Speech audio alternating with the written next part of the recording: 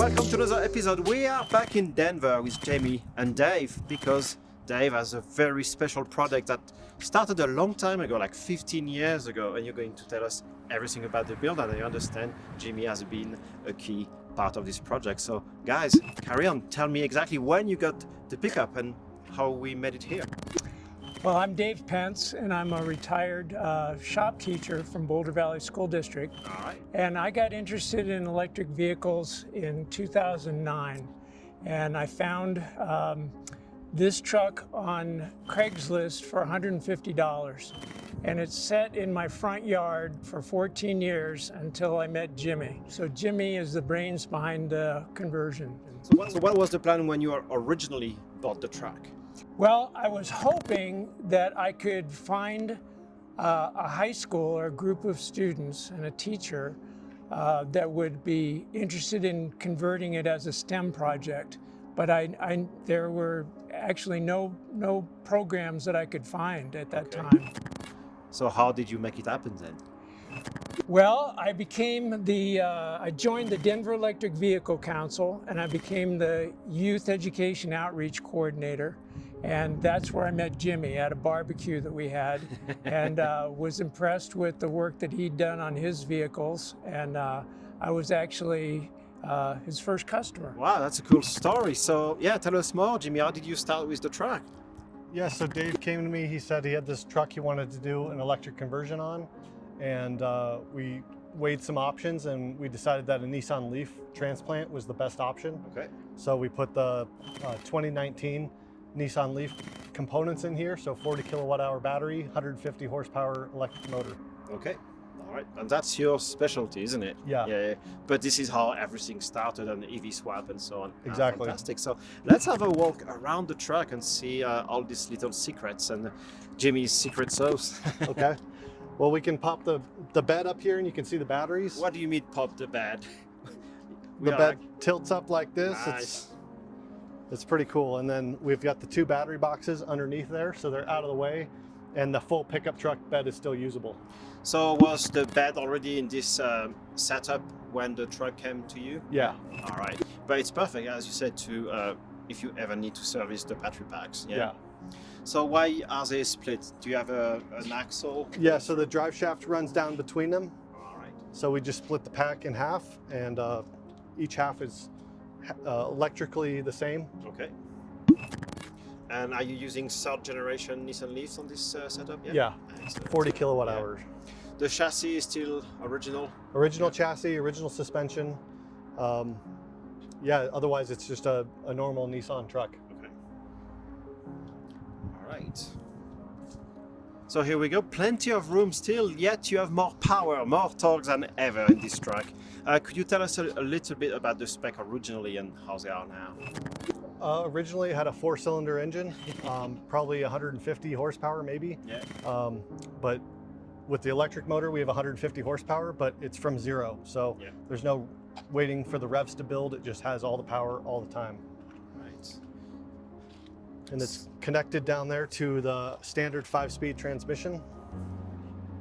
Do you do your own custom adapter plate? Yeah, so the adapter plate's been CNC'd and the coupler is all custom. Okay. So Dave, do you daily drive this thing? Yes, I drove it all last year throughout the winter up in the mountains, and without any snow tires, and it performed great. Not deep snow, but I did take it through snow just to put it through its paces, and it performed excellent. Okay. So Jimmy, what's the process to convert this Nissan truck in particular and all the conversion you do in general using the Nissan Leaf system? So the first step is to remove all the gas engine components, the fuel tank, all the things that have to do with the gas engine, and then start figuring out where the components would go. Yeah. Luckily, the motor fits really nicely in the stock location. So with the batteries in the rear and the motor up front, it's just a really usable truck with really good weight distribution. It's still got the original Nissan charger and BMS and all the safety systems. And this is where we plug it in the front. There's the charge port here, just like on a Leaf. And it's kind of cool that it's a Nissan pickup because we use the Nissan Leaf badge and the motor fits in there, and it was just like it was meant to be. And you have a fairly modern setup in a conversion, which is always very good, very good. All right, guys, you also are preparing an upgrade for the system, so tell us a bit more about it. Yeah, we've got this big 400-watt solar panel on top, and Dave's got a collection of some other smaller panels for the roof and the hood. And the idea is to wire the panels directly into the high voltage battery. Wow. So that when the vehicle's sitting parked somewhere, or even when it's driving, the sun will trickle charge the main battery.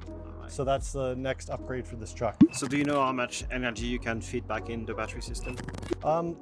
We should be able to get, with all the panels, maybe close to 1,000 watts. Okay. And it's not a ton of energy in the big scheme of things, but if it's parked for a week or so, then that would probably give Tops you up, 20, 30 miles. Yeah. What system will you be using then to connect it all? So that is what we're working on now, and it's probably going to be pretty custom setup because there's no off-the-shelf solar chargers for this situation. So it's something that we're designing right now. Okay. So Jimmy, what are the components you managed to save from the Nissan Leaf, and what are the external components you have to import to then make it all work together? So the great thing about a Leaf conversion is that when you buy the Nissan Leaf, you get most of the stuff you need. So the motor, the inverter, the charger, they're all in this stack here, and that's straight from the Leaf. The wiring harness is all the same from the Leaf. In the batteries, we have all the modules. We also have the contactors, the fuses, the current sensor, and the high voltage interlock system are all still in the battery and maintained all the same architecture.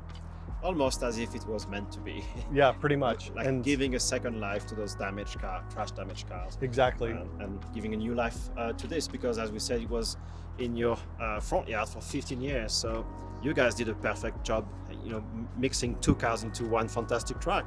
Yeah, and that's kind of the ethos of what I like to do is repurpose things instead of just buying new or throwing things away. You can take two vehicles that are broken and put them together and make it one functioning vehicle. Okay. Jimmy, tell us a bit more about EV Swap and how to get a hold of you. EV Swap is my company. Yep. You can check me out on YouTube at EV Swap, and you can check out my website, evswapconversions.com. Now, Dave, we have to go deeper into the whole project. It was not just to be your daily driver. It has a much bigger purpose. Yes, the nickname for this vehicle is ELVIS. Oh, I like it. And that stands for Electric Learning Vehicle Involving Students. So as a retired teacher, I really wanted one of the main goals was this to be an education lab on wheels, so that we could visit schools, we could visit vocational programs, and show students that with a minimum amount of investment as a class or as a school, they could take on a project like that. And my friend Kenny Gillis at Boulder Prep with Boulder Valley School District, that's exactly what him and his students are doing. Fantastic. They're working on a Ford Ranger that was donated to them, and they're converting it.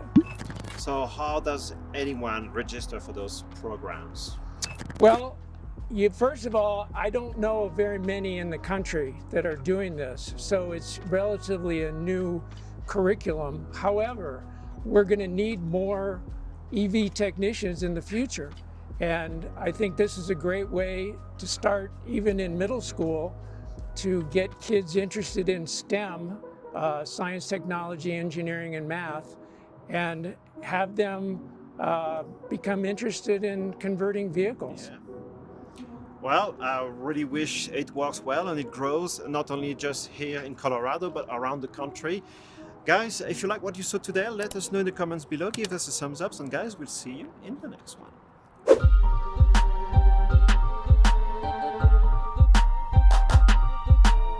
Would you believe me if I told you you can do a radical change to your car in less time it takes to supercharge your Tesla? Let's check it out. I have partnered with Halo Black to create a custom design that hides your old rim and replace it with a nice flush disc that not only protects your rims but also improves efficiency. First step is to install the hub. It's just goes in. You can push this in, tighten it by hand. Then you use a special tool. Here we go. Next step is just to open the disc, and this one is the custom design one. 88 miles per hour, because when this baby hits 88, you're gonna see some serious. Next step is simply to screw this on. And because this is the right side of the car, screw anti-clockwise, and you use the tool to lock it in. And to secure the whole thing, you screw on one very last screw. All right, it only took 12 minutes, which is way less than it takes the Tesla to supercharge. So in the next few weeks, I will know if efficiency has actually improved. But in the meantime, you can order your own set of discs. And again, you can use any numbers, any letter you want, up to 25 characters, and use the code below. But more importantly, send us your photos of your Tesla with your auto disc.